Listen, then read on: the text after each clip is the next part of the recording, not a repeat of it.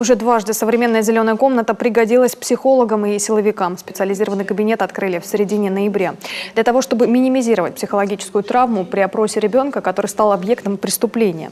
Опыт работы наших экспертов высоко оценила депутат Госдумы Ольга Савастьянова.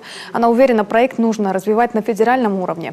Ведь своя статистика детского насилия и домашнего, и сексуального есть у каждого региона. Только в этом году по всей республике возбуждено уже 149 уголовных дел, где фигурируют несовершеннолетние.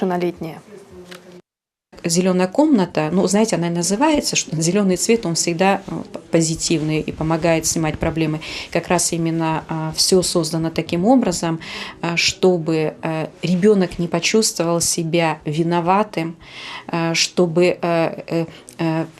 то, что с ним, это же будет очень большая работа проводиться со Следственным комитетом, с тем, чтобы справиться с этой проблемой и не сталкиваться с ней вновь. Хотелось бы, чтобы их было меньше, потому что самих фактов было бы меньше, но поскольку они имеют место быть, проект будем развивать и в тех муниципалитетах, где это наиболее будет востребовано по рекомендации экспертов и правоохранительных органов и субъектов профилактики.